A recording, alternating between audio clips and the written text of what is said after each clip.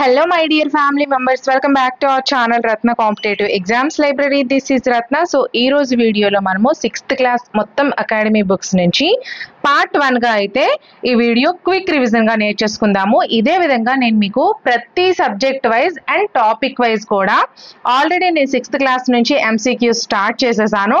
And third class, fourth class, fifth class only మనకి భాషాంశాలు ఏవైతే ఉంటాయో అర్థాలు, నానార్థాలు, పర్యాయ పదాలు, సంధులు, ప్రకృతి వికృతులు, ఇలా మొత్తం గ్రామర్ పార్ట్ ఏదైతే అకాడమీ బుక్ లో ఉందో థర్డ్ క్లాస్ వేరేగా, ఫోర్త్ క్లాస్ వేరేగా, ఫిఫ్త్ క్లాస్ వేరేగా ఆల్రెడీ ఫిఫ్త్ వరకు అవి చేసేసాను. అండ్ 6th క్లాస్ నుంచి వచ్చేసరికి మీకు కంటెంట్ స్టార్ట్ చేశాను.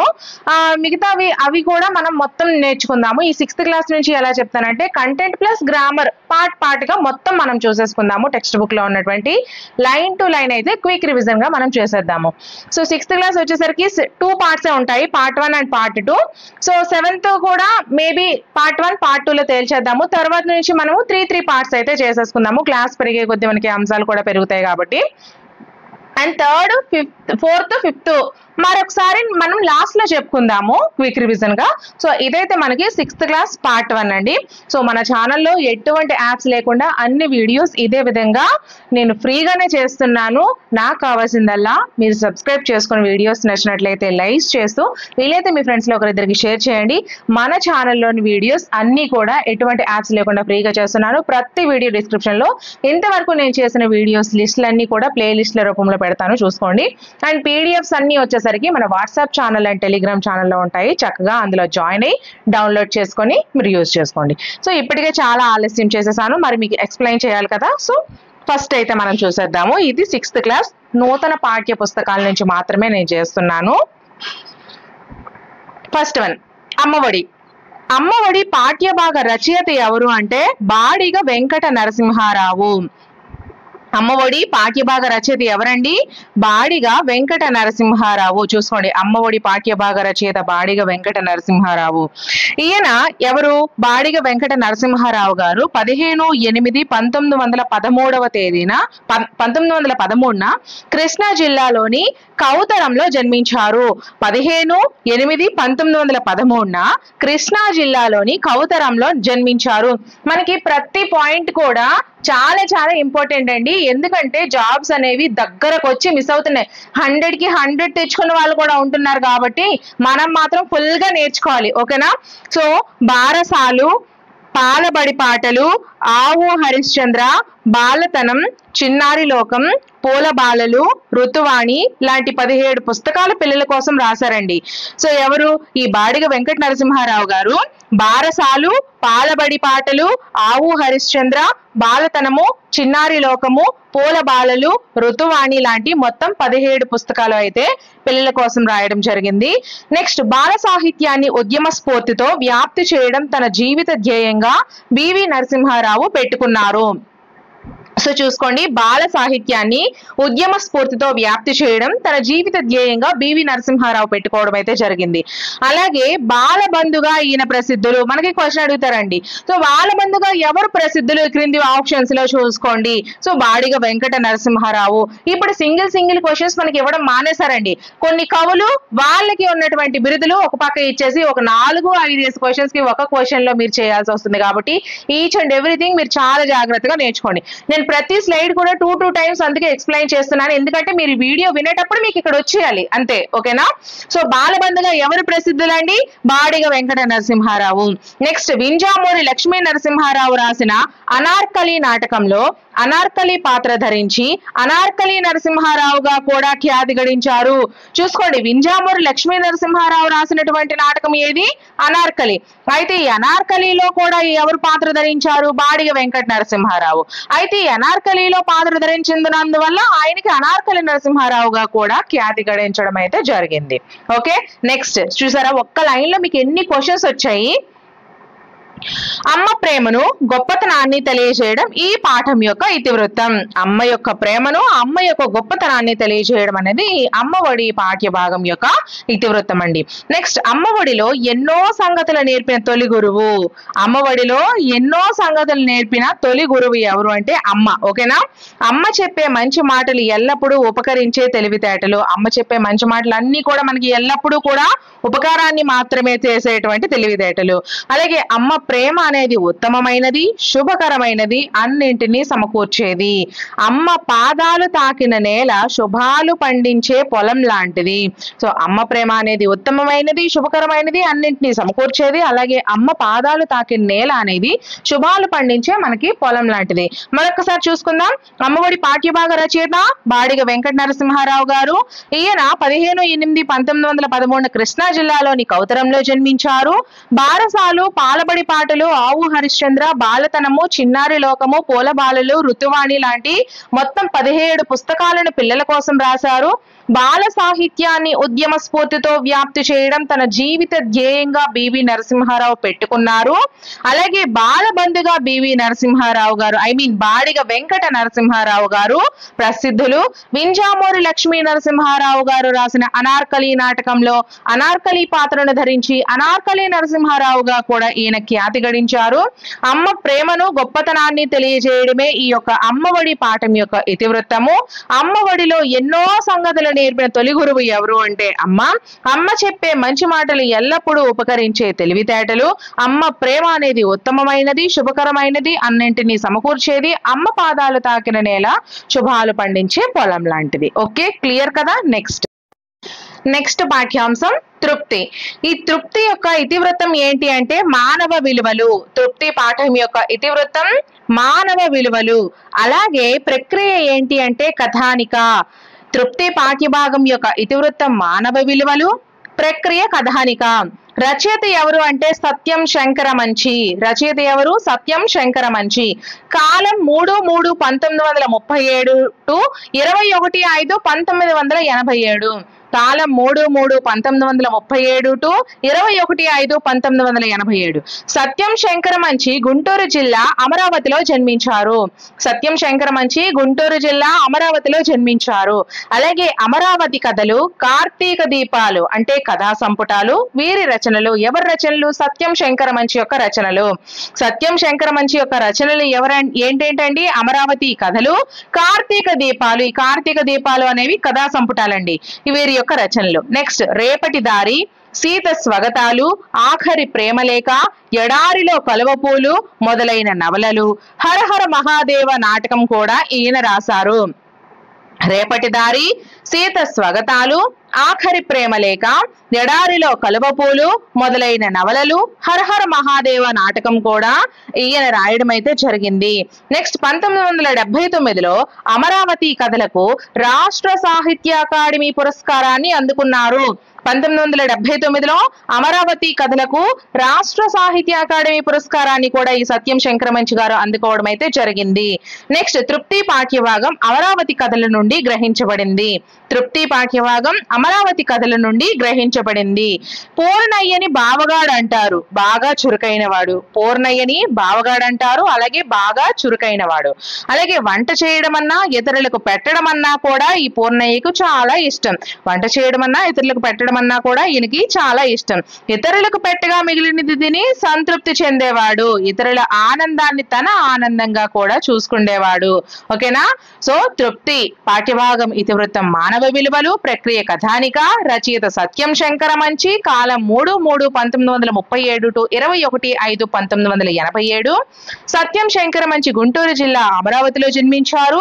అమరావతి కథలు, కార్తీక దీపాలు అనే కథా సంపుటాలు వీరి యొక్క రచనలు. రేపటి ద్వారి, సీత స్వగతాలు, ఆఖరి ప్రేమలేఖ, ఎడారిలో కలువపూలు మొదలైన నవలలు. హరహర మహాదేవ నాటకాన్ని కూడా ఈయన రాశారు.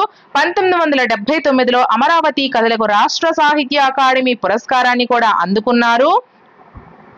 తృప్తి పాఠ్యభాగం అమరావతి కథల నుండి గ్రహించబడింది. పూర్ణయ్యని బావగాడంటారు, బాగా చురుకైన వాడు. వంట చేయడం అన్నా ఇతరులకు పెట్టడం అన్నా చాలా ఇష్టం. ఇతరులకు పెట్టగా మిగిలినది తిని సంతృప్తి చెందేవాడు. ఇతరుల ఆనందాన్ని తన ఆనందంగా చూసుకునేవాడు.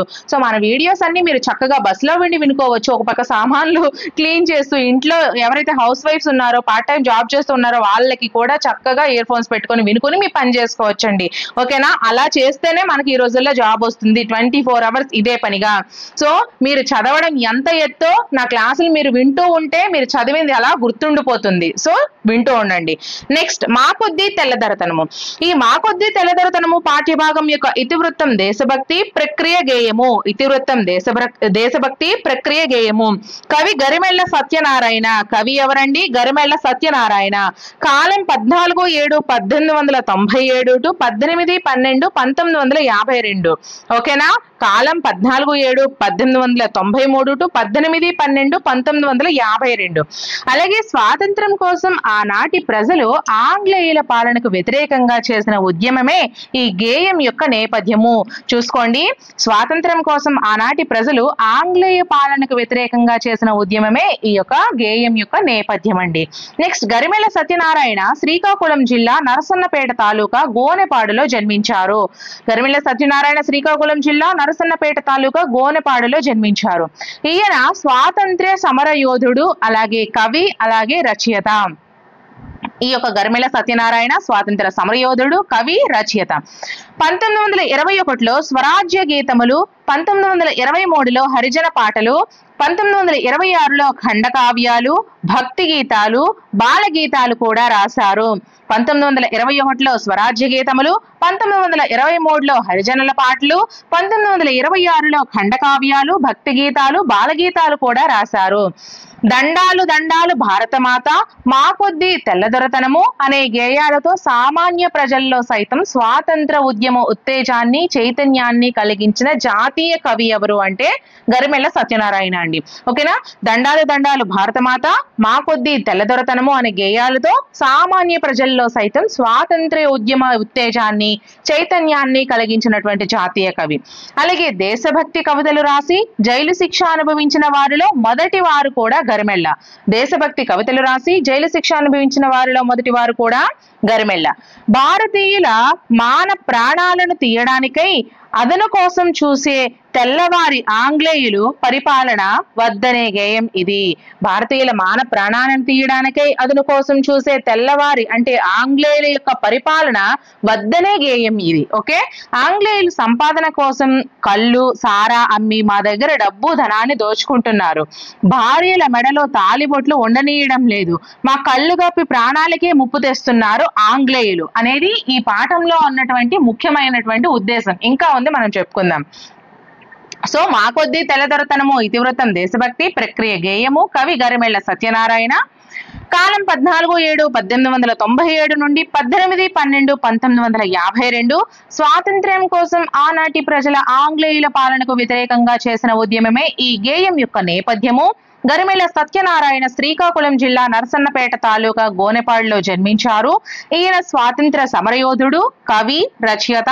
1921లో స్వరాజ్య గీతములు, 1923లో హరిజనుల పాటలు, 1926లో ఖండకావ్యాలు, భక్తి గీతాలు, బాల గీతాలు కూడా రచించారు.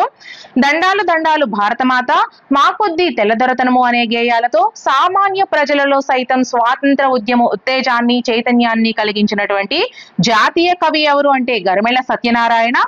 దేశభక్తి కవితలు రాసి జైలు శిక్ష అనుభవించిన వారిలో కూడా మొదటి వారు గరిమెళ్ళ సత్యనారాయణ. భారతీయుల మాన ప్రాణాలను తీయడానికి అదను కోసం చూసే తెల్లవారి పాలనను వద్దనే గేయం ఇది.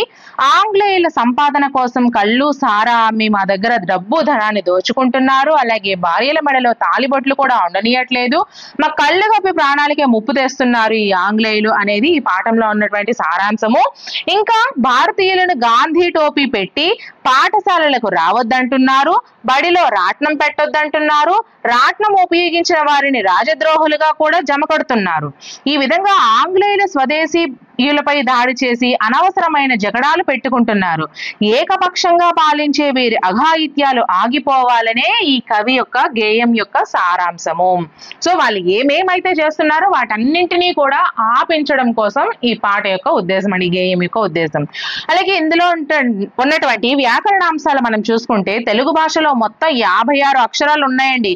మొత్తం తెలుగు భాషలో ఎన్ని అక్షరాలు ఉన్నాయి? 56 అక్షరాలు. అవి ఏంటేంటి? అచ్చులు, హల్లులు, ఉభయాక్షరాలని 3 విధాలు. అవి అచ్చులు, హల్లులు, ఉభయాక్షరాలు అని 3 విధాలు. అచ్చులు ఏంటేంటి? ఆ నుంచి మొదలుకొని అవు వరకు. ఆ, ఆ, ఈ, ఊ, ఊ, రు, రు, అళు అళు ఏ ఏ ఐ హో ఓ ఔ మొత్తం 16. ఓకేనా. హల్లులు కాఖ గాఘ ఇంగ చాచ ఝాఝ ఇన టాఠ డాఢ అణ తాథ ధాధన పాప బాభామ యార లావ శేష సాహ. ఇవి మొత్తం 37. హల్లులు వచ్చేసరికి 37. ఉభయాక్షరాలు ఏంటి? సున్నా, అరసున్నా, విసర్గ 3 ఉభయాక్షరాలు. మొత్తం తెలుగు భాషలో 56 అక్షరాలు ఉన్నాయి. అవి అచ్చులు, హల్లులు, ఉభయాక్షరాలని 3 విధాలు. అచ్చులు ఆ నుంచి అవ్ వరకు 16 అక్షరాలు, హల్లులు కా నుంచి హా వరకు 37 అక్షరాలు, ఉభయాక్షరాలు సున్నా, అరసున్నా, విసర్గ ఇవి 3 అక్షరాలు. ఓకేనా. అచ్చుల విభాగంలో మనం చూసుకుంటే ఏకమాత్ర కాలంలో ఉచ్చరించే అక్షరాలు హ్రస్వాలు. ఏకమాత్ర అంటే 1 సెకను కాలంలో మనం ఉచ్చరించే అక్షరాలన్నీ కూడా హ్రస్వాలు. ఆ, ఈ, ఊ, రు, అళు, ఏ, ఓ ఇవన్నీ కూడా మనకి హ్రస్వాలు క్రిందికి వస్తాయి ఏకమాత్ర కాలంలో మనము ఉచ్చరించేటువంటి అక్షరాలు. అలాగే 2 మాత్రల కాలంలో ఉచ్చరించే అక్షరాలన్నీ కూడా ఆ, ఈ, ఊ, రు, అలు, ఏ, ఐ, ఓ, ఔ ఇవన్నీ కూడా మనకి దీర్ఘాలు అండి. సో 2 మాత్రల కాలంలో, ద్విమాత్ర కాలంలో ఉపయోగించే అక్షరాలన్నీ కూడా మనకి దీర్ఘాలు. ఏకమాత్ర కాలంలో ఉచ్చరించేవి హ్రస్వాలు. ఓకేనా, క్లియర్ అయింది కదా. సో నెక్స్ట్ వన్, హల్లుల విభాగం. కా నుంచి మా వరకు గల అక్షరాలను 5 వర్గాలుగా విభజించవచ్చు. కా నుంచి మా వరకు గల అక్షరాలను మొత్తం మళ్ళీ 5 వర్గాలుగా విభజించవచ్చు. కాకా గాగా అంగా కా వర్గం, చాచ జాఝైన చా వర్గం, టాఠ డాఢాన టా వర్గం, తాత దాధాన తా వర్గం, పాప బాభామ పా వర్గం. మొత్తం ఇవి 5 వర్గాలు. కవర్గం, చవర్గం, టవర్గం, టవర్గం, పవర్గం. ఓకేనా. అలాగే కఠినంగా పలికే అక్షరాలను పరుషాలు అంటారు. కచ్చట తప్పలు. కఠినంగా పలికే అక్షరాలను పరుషాలు అంటారు. అవి ఏంటేంటి అంటే కచ్చట తప్పులు. తేలికగా పలికే అక్షరాలను సరళాలు అంటారు. గజడ దబలు. తేలికగా పలికే అక్షరాలను సరళాలు అంటారు. అవి గజడ దబలు. వర్గాలలో ఉండే ఒత్తు అక్షరాలు ఖ, ఘ, ఛ, ఝ, ఠ, ఢ, ధ, ద, ప, బాలను వర్గయుక్కులు అంటారు. వర్గాలలో ఉండే ఒత్తు అక్షరాలన్నీ కూడా వర్గయుక్కులు అంటారు. వర్గయుక్కులు. ముక్కు సహాయంతో పలికే అక్షరాలు జ్ఞ, ఇణ, అణ, నా, మా ఇవి అనునాసికాలు అంటారు. ముక్కుతో పలికే అక్షరాలను అనునాసికాలు అంటారు. అలాగే అంగిలి సహాయంతో పలికే అక్షరాలు అంగిలి. సో యా, రా, లా, లా, వా. యా, రా, బండిరా, లా, అళ, వా వీటిని అంతస్తాలు అంటారు. అంగిలి సహాయంతో తాలు అంటే నాలుక, అంగిలి అంటే ఈ నోట్ లోపల పై భాగంలో ఉండేది. సో అంగిలి సహాయంతో యా, యా, రా, అరా, సో లా, లా, వా వీటిని మనకి అంతస్తాలు అంటారు. గాలిని బయటకు ఊదుతూ పలికే అక్షరాలు సే, షా, సా, హ ఊష్మాలు అంటారు. ఊదుతూ పలుకుతాం కాబట్టి. సో గాలిని బయటకు ఊదుతూ పలికే అక్షరాలు సే, షా, సా, హాలను ఊష్మాలు అంటారు. పరుష సరళాలు కాకుండా మిగిలిన హల్లులన్నీ కూడా స్థిరాలు. పరుష సరళాలు కాకుండా మిగిలిన హల్లులన్నీ కూడా స్థిరాలు. కా నుంచి మా వరకు గల హల్లులను స్పర్శాలు అంటారు. కా నుంచి మా వరకు గల హల్లులను స్పర్శాలు అంటారు. మరొక్కసారి ఇది మనం చూసుకుందాం, ఎందుకంటే మీరు కన్ఫ్యూజ్ అవ్వద్దు, క్లియర్ గా నేర్చుకోండి. సో కా నుండి మా వరకు గల అక్షరాలను 5 వర్గాలుగా విభజించవచ్చు. అవి కవర్గం, చవర్గం, టవర్గం, తవర్గం, పవర్గం. సో కవర్గం కా, ఖ, గా, ఘ, జ్ఞ. చవర్గం చా, ఛ, జా, ఝ, ఇన. టవర్గం టాఠ డాఢ అన. టవర్గం తాథ దాధన. పవర్గం పాప బాభమ. సో కఠినంగా పలికే అక్షరాలను పరుషాలు అంటారు. అవి ఏంటేంటి అంటే కచట తపలు. కఠినంగా పలికే అక్షరాలను పరుషాలు అంటారు. అవి కచట తపలు. తేలికగా పలికే అక్షరాలను సరళాలు అంటారు. అవి గజడ దబలు. తేలికగా పలికే అక్షరాలు సరళాలు అంటారు. ఏంటేంటి గజడ దబలు. అలాగే వర్గాలలో ఉండే ఒత్తు అక్షరాలు ఖ, ఘ, ఛ, ఝ, ఠ, ఢ, థ, ద, ప, బ, మలు వర్గయుక్కులు అంటారు. సో ఒత్తు అక్షరాలన్నీ కూడా మనకి వర్గయుక్కులు అంటారు.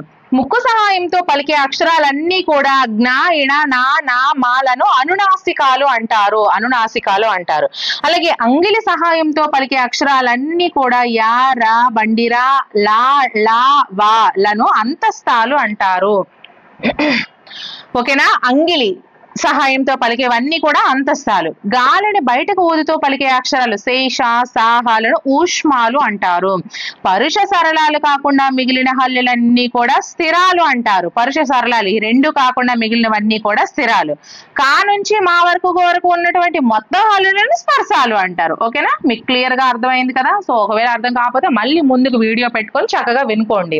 అండ్ మన ఛానల్లో అన్ని వీడియోస్ ఎటువంటి యాప్స్ లేకుండా ఫ్రీగా చేస్తున్నాను. ఖచ్చితంగా మీ సపోర్ట్ అయితే ఇవ్వండి ప్లీజ్. వీడియో నచ్చినట్లయితే ఖచ్చితంగా లైక్ చేసి, వీలైతే మీ ఫ్రెండ్స్ లో ఒకరిద్దరికి షేర్ చేసి మన ఛానల్ ని సబ్స్క్రైబ్ చేసుకొని మీ సపోర్ట్ ఇవ్వండి. అంతకు మించి నేను ఇంకేం 1 రూపీ కూడా ఆశించట్లేదు. అండ్ ఈ వీడియో నచ్చినట్లయితే మేడం గారు చాలా బాగుంది, ఇలానే కంటిన్యూ చేయండి అని ఒక కామెంట్ కూడా పెట్టండి. అండ్ థ్యాంక్ యూ అని ఒక కామెంట్ పెట్టండి. అంతకు మించి ఇంకేమొద్దు. సో నెక్స్ట్ వన్, వర్ణోత్పత్తి స్థానాలు. కంఠం నుండి పుట్టే అక్షరాలు ఆ, ఆ, కా, ఖ, గ, ఘ, జ, హ వీటిని కంఠ్యాలు అంటారు. కంఠం నుంచి పుట్టే అక్షరాలను కంఠ్యాలు అంటారు. ఏంటేంటి? ఆ, ఆ, కా, ఖ, గ, ఘ, జ, హ వీటిని కంఠ్యాలు అంటారు. తాలువు అంటే దౌడ. చెప్పాను కదా, తాలువు అంటే దౌడ. ఈ దౌడ అంటే పై దౌడ కింది దౌడ రెండు వస్తాయి. ఇందాక నేను మీకు తాలు అంటే నాలుక అని చెప్పాను కదా, కాదు చూసుకోండి. తాలు అంటే దౌడ భాగంలో పుట్టే అక్షరాలు. ఈ, చ, ఛ, జ, ఝ, ఇణ, యా, ష వీటన్నిటినీ కూడా తాళవ్యాలు అంటారు. తాలు అంటే దౌడ సహాయంతో పలికే అక్షరాలన్నీ కూడా మనకి తాళవ్యాలు అవుతాయి. ఈ, చ, ఛ, జ, ఝ, ఇణ, యా, స. ఓకేనా. నాలుకతో గట్టిగా అంగిలిని తాకుతూ పలికే అక్షరాలు మూర్ధన్యాలు. చూసుకోండి, నాలుకతో గట్టిగా అంగిలిని తాకుతూ పలికే అక్షరాలు. అంగిలి అంటే పైన అంగుడు ఉంటుంది కదండి, సో దాన్ని ఇందాక నేను దానికి మీకు నాలుక అని చెప్పాను, కానీ అది కాదు. చూసుకోండి, సో నాలుకతో గట్టిగా అంగిలిని తాకుతూ పలికే అక్షరాలు రు, రు, ట, ఠ, డ, ఢ, అణ, ర, ష వీటిని మూర్ధన్యాలు అంటారు. మూర్ధన్యాలు. నెక్స్ట్, దంతాల సహాయంతో పలికే అక్షరాలు అళు, అళు, చ, జ, త, ధ, ద, ధ, న, ల, స వీటిని దంత్యాలు అంటారు. దంతాల సహాయంతో పలికే అక్షరాలన్నీ కూడా దంత్యాలు. అలాగే పెదవి సహాయంతో పలికే అక్షరాలు ఉ, ఉ, ప, ఫ, చ, ఛ, మ వీటిని ఓష్ట్యాలు అంటారు. సో పెదవి సహాయంతో పలికే అక్షరాలన్నీ కూడా ఓష్ట్యాలు. ఏ, ఐ కంఠతాళవ్యాలు. ఓ, ఔ కంఠోష్ట్యాలు. వా దంతోష్ట్యం. సో మరొకసారి చెప్తాను చూడండి, ఇవి కన్ఫ్యూజ్ అవ్వద్దు. సో కంఠం నుంచి పుట్టే అక్షరాలన్నీ కంఠ్యాలు అంటారు. అవి ఏంటేంటి అంటే ఆ, కా, ఖ, గ, ఘ, జ, హ. ఓకే. నెక్స్ట్, తాలువు అంటే దౌడ అండి, గుర్తుపెట్టుకోండి. దౌడ భాగంలో పుట్టే అక్షరాలు వీటిని తాళవ్యాలు అంటారు. అవి ఏంటేంటి అంటే ఈ, చ, ఛ, జ, ఝ, ఇణ, యా, స. ఓకే. నెక్స్ట్, నాలుకతో గట్టిగా అంగిలిని తాకుతూ పలికే అక్షరాలను మూర్ధన్యాలు అంటారు. ఇవి ఏంటేంటి అంటే రు, రు, ట, ఠ, డ, ఢ, అణ, ర, ష. ఓకేనా. నెక్స్ట్, దంతాలతో పలికే అక్షరాలన్నీ కూడా దంత్యాలు అంటారు. అవి ఏంటేంటి అంటే అళు, అళు, చ, జ, త, ధ, ద, ధ, న, ల, స. ఓకే. పెదవి సహాయంతో పలికే అక్షరాలన్నీ ఓష్ట్యాలు అంటారు. సో ఇవి ఏంటేంటి అంటే ఉ, ఉ, ప, ఫ, చ, ఛ, మ. ఓకే. నెక్స్ట్, కంఠతాళవ్యాలు అంటే ఏ, ఐ వీటిని కంఠతాళవ్యాలు అంటారు. ఓ, ఔ కంఠోష్ట్యాలు అంటారు. ఓ, ఔలను కంఠోష్ట్యాలు అంటారు. వా అనేది దంతోష్ట్యం. వా అనేది దంతోష్ట్యం. వా అనేది దంతోష్ట్యం ఎలా అవుతుంది అంటే వా దంతాలని వా అన్నప్పుడు చూడండి పైన పెదవికి తాకుతాయి కాబట్టి దంతోష్ట్యం. కంఠోష్ట్యం అంటే కంఠం ఓ, ఔ పెదాలని మనం ముందుకి పెట్టి కంఠం ద్వారా పలుకుతాం కాబట్టి వాటిని ఓ, ఔలని కంఠోష్ట్యాలు అంటారు. ఏ, ఐ అనేసి కంఠ తాళవ్యాలు అనేసి ఎందుకు అంటారు అంటే దవడ ప్లస్ కంఠంతో మనం పలుకుతాం కాబట్టి కంఠ తాళవ్యాలు అంటారు. మీకు క్లియర్ గా అర్థమైంది కదా. సో నెక్స్ట్ వన్, సమయస్ఫూర్తి అండి. సమయస్ఫూర్తి పాఠం యొక్క ఇతివృత్తం ఏంటి అంటే సమయస్ఫూర్తి, ప్రక్రియ ఏంటి అంటే కథ. ఓకేనా. సో ఇతివృత్తం సమయస్ఫూర్తి, ప్రక్రియ కథ. నెక్స్ట్, కవి ఎవరు అంటే కందుకూరి వీరేశలింగం. సమయస్ఫూర్తి పాఠం యొక్క కవి ఎవరు అంటే కందుకూరి వీరేశలింగం. కాలం 16/4/1848 నుండి 27/5/1919. కాలం 16/4/1848 నుండి 27/5/1919. కందుకూరి వీరేశలింగం గారు రాజమండ్రిలో జన్మించారు. కందుకూరి వీరేశలింగం గారు ఎక్కడ జన్మించారు? రాజమండ్రిలో జన్మించారు. సారీ. సో అలాగే ఈయన రాజశేఖర చరిత్రము, సత్యరాజ పూర్వదేశ యాత్రలు, హాస్య సంజీవని, సతీహిత బోధిని, ఆంధ్ర కవుల చరిత్ర మొదలైనవి వీరి యొక్క రచనలు. సో రాజశేఖర చరిత్రము, సత్యరాజ పూర్వదేశ యాత్రలు, హాస్య సంజీవని, సతీహిత బోధిని, ఆంధ్ర కవుల చరిత్ర మొదలైనవి ఈయన యొక్క రచనలు. వీరు సంఘ సంస్కర్త, నవయుగ వైతాళికులు, విద్యావేత్త. నవయుగ వైతాళికులు అని ఎవరిని అంటాము? కందుకూరి వీరేశలింగాన్ని అంటాము. సో కందుకూరి వీరేశలింగం సంఘ సంస్కర్త, నవయుగ వైతాళికులు, విద్యావేత్త. గద్య తిక్కన అనేది ఈ యొక్క కందుకూరి వీరేశలింగంకు ఉన్నటువంటి బిరుదు. గద్య తిక్కన అని ఎవరికి బిరుదండి? కందుకూరి వీరేశలింగం గారి యొక్క బిరుదు. అలాగే సమయస్ఫూర్తి పాఠానికి మూలము కందుకూరి వీరేశలింగం అనువదించిన పంచతంత్ర కథలలోని విగ్రహం అనే భాగంలోని ఈ కథ. చూసుకోండి, సమయస్ఫూర్తి పాఠానికి మూలం కందుకూరి వీరేశలింగం అనువదించిన పంచతంత్ర కథలలోని విగ్రహం అనే భాగంలోని ఈ యొక్క కథ. నెక్స్ట్, పంచవటం అంటే 5 చెట్ల సమూహం అనే ప్రాంతం. పంచవటం అంటే 5 చెట్ల సమూహం అనే ప్రాంతం. ఒక మర్రి చెట్టు త్వరలో రామశుడు అనే పిల్లి నివసిస్తోంది. ఆ చెట్టు కింద కన్నంలో పలితుడు అనే ఎలుక కాపురం ఉంటుంది. పలితుడు చెట్టు చుట్టూ వలపన్నాడు. ఈ పాఠంలో మనం చూసుకుంటే ఒక మర్రి చెట్టు త్వరలో రామశుడు అనే పిల్లి నివసిస్తుంది. సో ఆ చెట్టు కింద కన్నంలో పలితుడు అనే ఎలుక కాపురం ఉంటుంది. పలితుడు చెట్టు చుట్టూ వలపన్నాడు. సో ఈ పేర్లు కూడా మీకు చాలా చాలా ఇంపార్టెంట్ అండి, అందుకే మీకు ఇన్నిసార్లు మీకు చెప్తున్నా. ఓకేనా? సో రామశుడు వలలో చిక్కుకున్నాడు. ఆ సమయంలో చంద్రకుడు అనే గుడ్లగోబ ఎలుకను చూసింది. సో చంద్రకుడు అనేది గొడ్లగోబ పేరు. ఓకేనా? సో రామశుడు అంటే ఎవరు? ఇక్కడ మనకి పేరు ఏది ఉంది చూసుకోండి, పిల్లి. ఓకేనా? కన్నంలో పలితుడు అనే ఎలుక పేరేంటి? పలితుడు. అలాగే చంద్రకుడు అనేది గుడ్లగోబ పేరు. ఈ పేర్లు కూడా గుర్తుపెట్టుకోండి. మరొకసారి చూసుకుందాం ఈ స్లైడ్ ని. సో సమయస్ఫూర్తి ఇతివృత్తం, సమయస్ఫూర్తి ప్రక్రియ కథ, కవి కందుకూరి వీరేశలింగము, కాలం 16/4/1848 నుండి 27/5/1919. సో కందుకూరి వీరేశలింగం గారు రాజమండ్రిలో జన్మించారు. రాజశేఖర చరిత్రము, సత్యరాజ పూర్వదేశ యాత్రలు, హాస్య సంజీవని, సతీహిత బోధిని, ఆంధ్ర కవుల చరిత్ర మొదలైనవి వీరి యొక్క రచనలు. వీరు సంఘ సంస్కర్త, నవయుగ వైతాళికులు, విద్యావేత్త. గద్య తిక్కన అనేది కందుకూరి వీరేశలింగం యొక్క బిరుదు.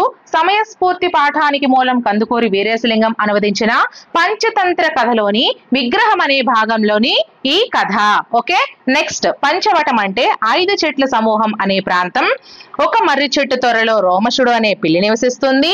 చెట్టు కింద కన్నంలో పలితుడు అనే ఎలుక కాపురం ఉంటుంది. పలితుడు చెట్టు చుట్టూ వలపన్నాడు. రోమశుడు వలలో చిక్కుకున్నాడు. ఆ సమయంలో చంద్రకుడు అనే గుడ్లగోబ ఎలుకను చూసింది. ఓకే, నెక్స్ట్ వన్, సంధి. పిల్లలందరూ మైదానంలో ఆడుతున్నారు. సో ఈ పిల్లలందరూ మైదానంలో ఆడుతున్నారు అనే పదానికి సంధి మనం చూసుకుంటే, పై వాక్యంలో పిల్లలందరూ అనే పదము పిల్లలు ప్లస్ అందరూ అనే 2 పదాల కలయిక వల్ల ఏర్పడింది. దీన్నే మనము సంధి అంటాము. సంధి అంటే ఏంటి? 2 పదాల కలయికను మనము సంధి అని అంటాము. సో పిల్లలు అన్న పదము చివర ఊ ఉంది. అందరూ అన్న పదం మొదట ఆ ఉంది. సో చూసారా, పిల్లలు ఇల్ ప్లస్ ఊ, అందరూ ఆ, మొదటి అక్షరం ఆ, ఇక్కడ ఆ పిల్లలులో చివరి అక్షరం ఊ ఉంది. అయితే ఈ 2 పదాలు కలిసినప్పుడు ఊ ప్లస్ ఆ అన్న 2 అచ్చులకు బదులు ఆ ఒక్కటే వచ్చింది. సో ఇలాంటి మార్పును మనము సంధి అంటాము. సంధి జరిగే సమయంలో మొదటి పదం చివర అచ్చు పోతుంది, అలాగే రెండవ పదంలో మొదటి అచ్చు మిగులుతుంది. సో చూసుకోండి, సంధి జరిగే సమయంలో మొదటి పదం యొక్క చివరి అచ్చు పోతుంది, రెండవ పదంలో మొదటి అచ్చు మిగులుతుంది. 2 తెలుగు పదాల మధ్య జరిగే ఈ సంధులను తెలుగు సంధులు అంటారు. 2 తెలుగు పదాల మధ్య జరిగే ఈ సంధులను తెలుగు సంధులు అంటారు. ఉదాహరణకు రాముడు ప్లస్ అతడు ఈక్వల్స్ టు రాముడతడు. డు ఇడ్ ప్లస్ ఊ, చూసుకోండి, ఇడ్ ప్లస్ ఊ. సో ఈ ఊ అనేది పోయింది. అతడులో ఆ అనేది మొదటి అక్షరము. సో ఇడ్ ప్లస్ ఊ పోయి ఆ అనేది ఉండిపోయింది, కాబట్టి రాముడతడు. ఓకేనా? నెక్స్ట్, ఇందులో రాముడు మొదటి పదం, అతడు రెండవ పదం. మొదటి పదమైన రాముడులోని చివరి ఊ పోయి రెండవ పదంలోని ఆ అనే అకారం మిగిలింది. సో వాడెక్కడ, వాడు ప్లస్ ఎక్కడ, ఇడ్ ప్లస్ ఊ పోతుంది, ఏ అనేది మిగిలిపోతుంది, వాడెక్కడ.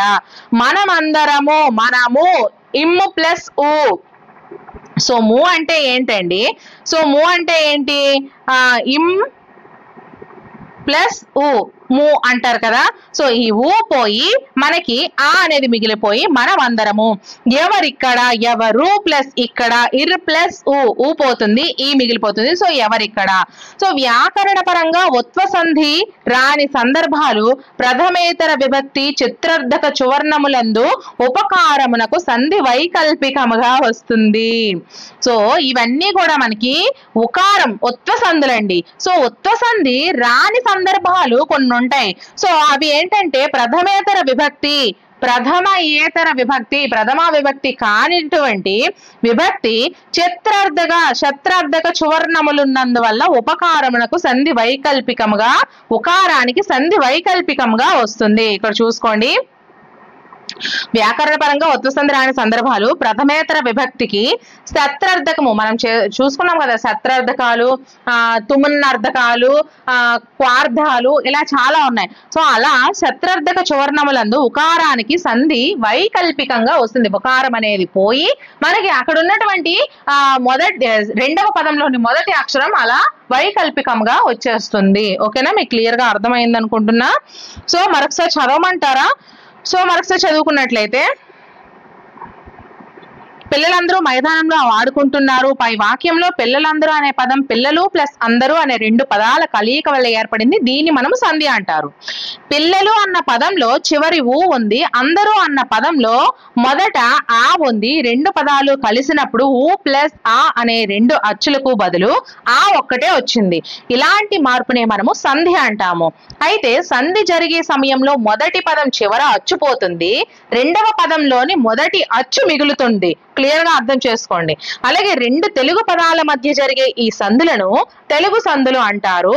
ఉదాహరణకు రాముడు ప్లస్ అతడు, రాముడతడు. ఇందులో రాముడు మొదటి పదం, అతడు రెండవ పదం.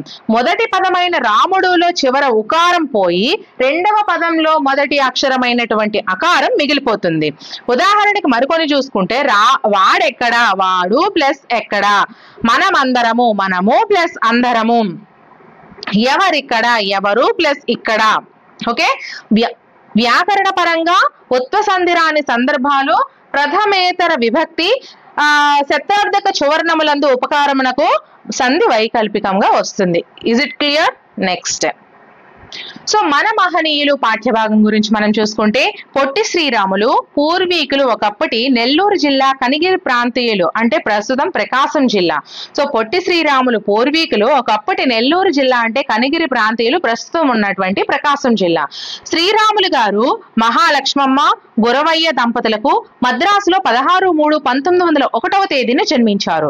శ్రీరాములు గారు మహాలక్ష్మమ్మ గురవయ్య దంపతులకు మద్రాసులో 16/3/1901 జన్మించారు. శ్రీరాములు గారు మద్రాసు, బొంబాయి నగరాల్లో విద్యాభ్యాసం చేశారు. తన మేనమామ కుమార్తె సీతమ్మను వివాహం చేసుకున్నారు. శ్రీరాములు గారు మద్రాసు, బొంబాయి నగరాల్లో విద్యాభ్యాసం చేశారు. తన మేనమామ కుమార్తెకు సీతమ్మను వివాహం చేసుకున్నారు. గాంధీజీ బోధనలకు శ్రీరాములు ఆకర్షితులయ్యారు. ఆ బోధనలే వీరి భారత స్వాతంత్ర ఉద్యమం వైపు నడిపించాయి. గాంధీజీ బోధనలకు శ్రీరాములు ఆకర్షితులు అవడం వలన ఆ బోధనలే వీరికి భారత స్వాతంత్ర ఉద్యమం వైపుకు నడిపించాయి. శ్రీరాములు గారు చేస్తున్న ఉద్యోగం వదిలి సబర్మతి ఆశ్రమంలో చేరారు. రాజ్కోట్ సత్యాగ్రహంలో పాల్గొని 6 నెలలు గాంధీతో పాటు జైలు శిక్ష అనుభవించారు. అలాగే ఆంధ్రులు, తమిళులకు కలిపి ఒకే రాష్ట్రం ఉండడం వల్ల తెలుగు వారు అనేక ఇబ్బందులు పడడం వీరు గమనించారు. ఆంధ్ర రాష్ట్ర అవతరణకు అమూల్య త్యాగం అవసరమని దృఢంగా నిశ్చయించుకున్నారు. ఆంధ్రులకు ప్రత్యేక రాష్ట్రాన్ని ఏర్పాటు చేస్తూ ప్రకటించే వరకు నా దీక్ష ఆమరణాంతరం కొనసాగిస్తాను అని ప్రకటించి 19/10/1952 ఆదివారం శ్రీరాములు ఆమరణ దీక్ష ప్రారంభించారు. 15/12/1952 తేదీ రాత్రి 11:30 శ్రీరాములు గారి యొక్క హృదయ స్పందన ఆగిపోయింది. చూసారా? మరొకసారి మనం చూసుకుంటే, పొట్టి శ్రీరాములు పూర్వీకులు ఒకప్పటి నెల్లూరు జిల్లా కనిగిరి ప్రాంతీయులు, ప్రస్తుతం ఉన్నటువంటి ప్రకాశం జిల్లా. శ్రీరాములు గారు మహాలక్ష్మమ్మ గురవయ్య దంపతులకు మద్రాసులో 16/3/1901 జన్మించారు. శ్రీరాములు గారు మద్రాసు, బొంబాయి నగరాల్లో విద్యాభ్యాసం చేశారు. తన మేనమామ కుమార్తె సీతమ్మను వివాహం చేసుకున్నారు. గాంధీజీ బోధనలకు శ్రీరాములు ఆకర్షితులయ్యారు. ఆ బోధనలే వీరిని భారత స్వాతంత్ర ఉద్యమం వైపుకు నడిపించాయి. శ్రీరాములు గారు చేస్తున్న ఉద్యోగం వదిలి సబర్మతి ఆశ్రమంలో చేరారు. రాజ్కోట్ సత్యాగ్రహంలో పాల్గొని 6 నెలలు గాంధీతో పాటు జైలు శిక్షను కూడా అనుభవించారు. అలాగే ఆంధ్రులు తమిళులకు కలిపి ఒకే రాష్ట్రం ఉండడం వల్ల తెలుగు వారు అనేక ఇబ్బందులు పడడం వీరు గమనించారు. ఆంధ్ర రాష్ట్ర అవతరణకు అమూల్యమైన త్యాగం అవసరమని దృఢంగా నిశ్చయించుకున్నారు. ఆంధ్రులకు ప్రత్యేక రాష్ట్రాన్ని ఏర్పాటు చేస్తూ ప్రకటించే వరకు నా దీక్షను ఆమరణాంతం కొనసాగిస్తానని ప్రకటించి 19/10/1952 ఆదివారం శ్రీరాములు ఆమరణ నిరాహార దీక్షను ప్రారంభించారు. 15/12/1952 రాత్రి 11:30 శ్రీరాములు హృదయ స్పందన ఆగిపోయింది. 1/10/1953 కర్నూలు రాజధానిగా ఆంధ్ర రాష్ట్రం ఏర్పాటయ్యింది.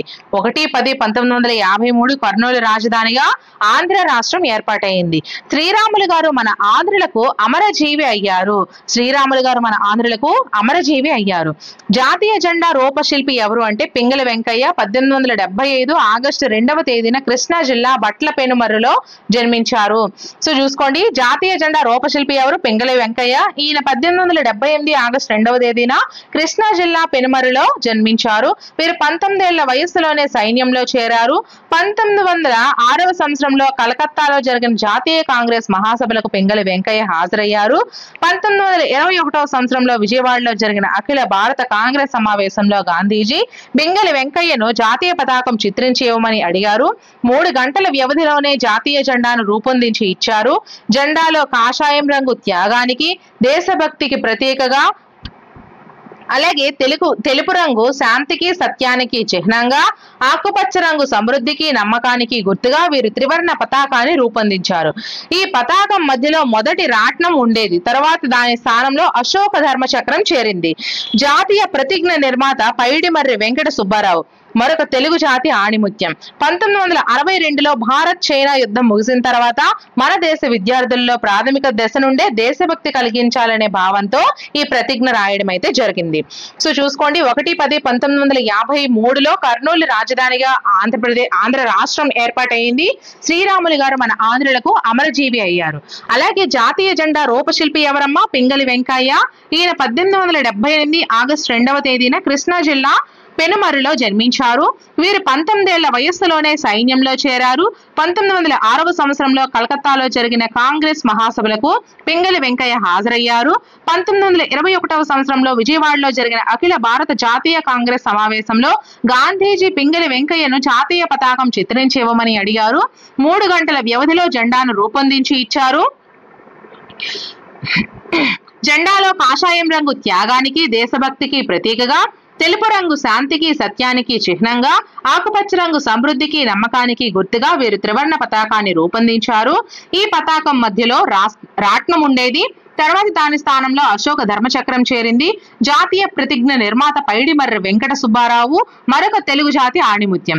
1962లో భారత్ చైనా యుద్ధం ముగిసిన తర్వాత మన దేశ విద్యార్థులతో ప్రాథమిక దశ నుండే దేశభక్తి కలిగించాలనే ఉద్దేశంతో ప్రతిజ్ఞను రాయడం అయితే జరిగింది. Okay, next one.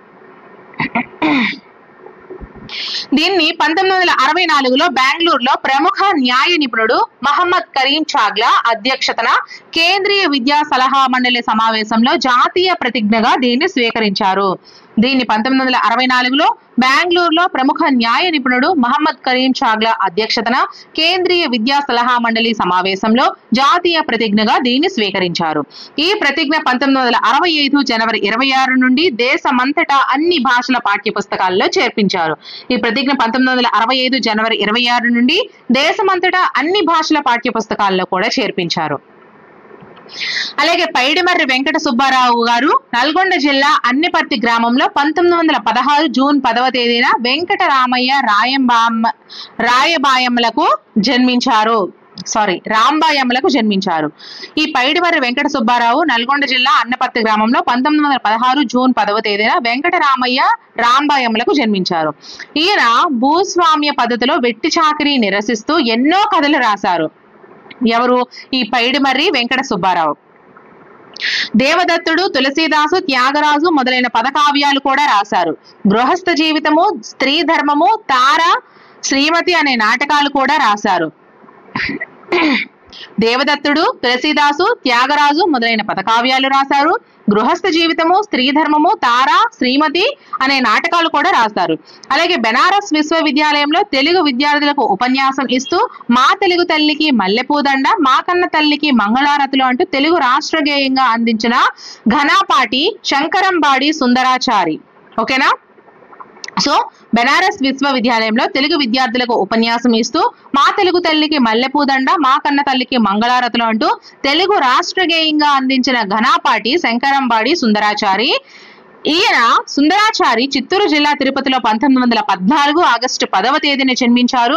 సుందర రామాయణము, సుందర భాగవతము, బలిదానము, అపవాది మొదలైన ఎన్నో రచనలు కూడా చేశారు. తెలుగు భాషా సంస్కృతిపై అమితమైన అభిమానంతో జీవించినంత కాలం వాటి పరిమాణాలను తన కలంతో వెదజల్లిన సుందరాచారి 1977 ఏప్రిల్ 8న తిరుపతిలో కన్నుమూశారు. సో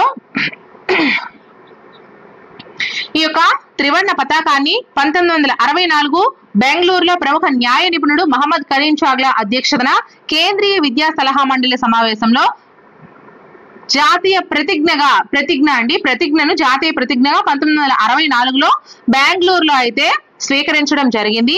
ఈ ప్రతిజ్ఞ 1965 జనవరి 26 నుండి దేశమంతటా అన్ని భాషల పుస్తకాల్లో కూడా చేర్పించారు. అలాగే పైడిమర్రి వెంకట సుబ్బారావు గారు నల్గొండ జిల్లాలో అన్నపర్తి గ్రామంలో 1916 జూన్ 10వ తేదీన వెంకటరామయ్య రాంబాయమ్మలకు జన్మించారు. ఈయన అంటే పైడిమర్రి వెంకట సుబ్బారావు గారు భూస్వామ్య పద్ధతిలో వెట్టి చాకరిని నిరసిస్తూ ఎన్నో కథలు రాశారు. దేవదత్తుడు, తులసీదాసు, త్యాగరాజు మొదలైన పదకావ్యాలను రాశారు. గృహస్థ జీవితము, స్త్రీ ధర్మము, తార, శ్రీమతి వంటి నాటకాలను కూడా రాశారు.